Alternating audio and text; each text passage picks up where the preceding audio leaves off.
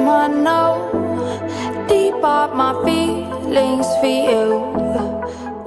Welcome back to Reality Latest Gist. Welcome back to your number one channel for reality news on politics and many other cocoa wey dey sup. For inside this our green white green country, so we be Nigeria. And once again, we don't come with breaking news, we don't come with updates. We get report from my table where I need share give the general public. And the cocoa be say the Edo State government don't provide financial relief to traders who they affected by the January 2025 fire at Jatu Market for inside SH0CKING West local government area of Edo State. And no be lie, this fire destroy plenty shops and it destroy goods worth millions of naira. The thing now can make many traders come dey in distress. You can't put many traders for the situation of confusion and ewulewu.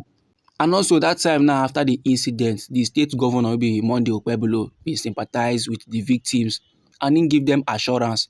Say their government is very much committed to helping them recover. So make they no worry, make they just do the camps. And now to support the affected traders, the Edo State Emergency Management Agency can collaborate with key agencies them. And the key agencies they include the local government council. Now the reason for this collaboration is to assess the damage and provide immediate relief.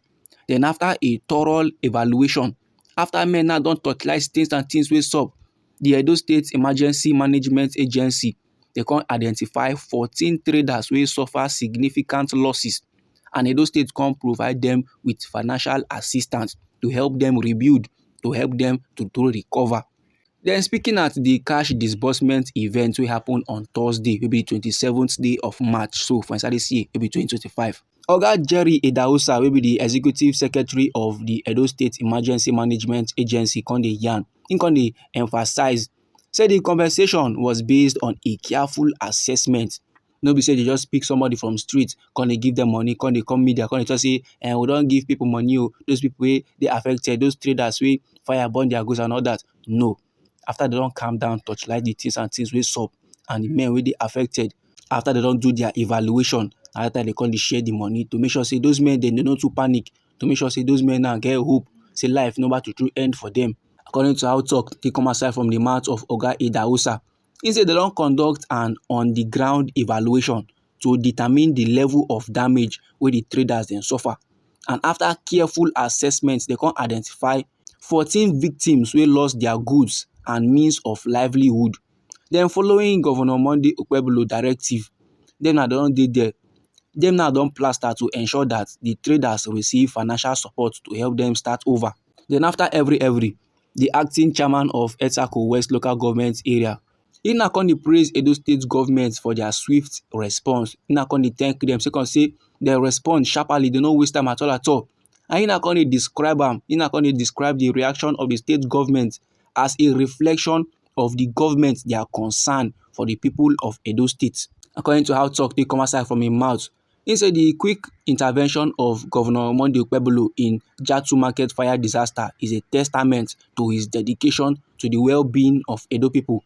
And this financial support too will go a long way in helping the affected traders to recover their losses and restart their businesses. Then after every, one of the beneficiaries, one of the traders will receive support from the governor of the state. This country person they go by the name Madam Esther. She not only express her gratitude. She not only yarn. Say after the fire, she say all hope was lost because she observed the way fire they burn her shop from up reach ground.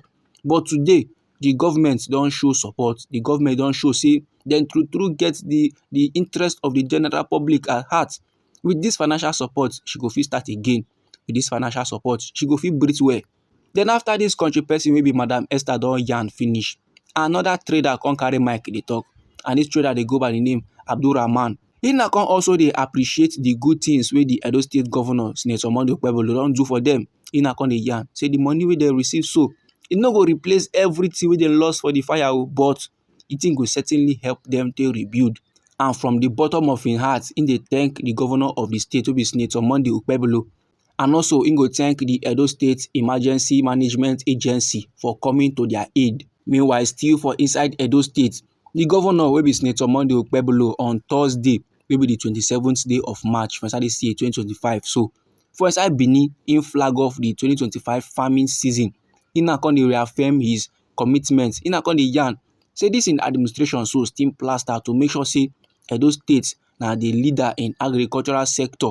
And no be lie my good pipu. You know sey I bin don give you report about some time ago as the governor of Edo State Senator Monday Okpebholo bin come outside dey yarn say im want make Edo State be number one. Im want make e be say when men dey count states wey dey do well in agricultural sector, men go include Edo State. Im want make e be say Edo State show represented by the head of service wey be Dr. Anthony Okungbowa. The governor now dey announce say 70 billion naira has been allocated to agriculture for inside the 2025 budget to boost the sector. Aina come dey yarn say the flag off mark a significant step towards enhancing agriculture and ensuring food security, plus increasing farmers their income and production levels across Edo State. And the governor still let men know say since he enter office as governor of the state for inside the month of November for inside the year 2024, his administration don make agriculture a top priority in their development agenda. And that na sake of say dem recognize the role of agriculture in job creation, economic growth and food security. Aina dey explain say under the Back to Farm initiative, large farmlands go dey developed across Edo State, their 3 senatorial districts, to promote large-scale farming and boost productivity. And im come still dey yarn say his administration so go also invest in better road network, storage facilities and irrigation systems dem to facilitate the transportation of goods and also reduce post-harvest losses and support the agricultural sector. So now the governor dey urge farmers make dem take full advantage of the farming season, make dem adopt improved agricultural methods and make dem contribute to making Edo State a leading agricultural hub for dis our green white green country so wey be Nigeria. And also speaking at the flag off event, the permanent secretary of the Ministry of Agriculture wey be Dr. Peter Osage, im na come dey describe the 2025 farming season as the beginning of a new agricultural cycle and a source of renewed hope for farmers dem. And he say through the Back to Farm initiative, over 1,500 hectares of farmland go dey developed and e go support both smallholder and commercial farmers with land access and ex ten sion services. And this Back to Farm initiative, so this program is designed to boost productivity and ensure food security by equipping farmers with the necessary resources to thrive in today's evolving agricultural landscape. Dis my good people na the informate wey I wan share give the general public. Now anyhow the matter be you for body, or if e be say you get contributions about this very particular topic, so no let anybody or anything stop you. Feel free make you drop am inside our comment section. And once again, na we be Reality Latest Gist. Now they like give una reality news on politics and many other koko wey dey sup for inside dis our green white green country so wey be Nigeria. And if e be say you like this update and you go like to dey receive more, then sharply make you subscribe to this channel and don't forget to put on the notification bell so that as we dey bring more news dey come your screen, na you go first receive the update and you go even get am sharp sharp. Now me dey come back again with more updates, with more informate and reports for you my good people. Try make e no go anywhere.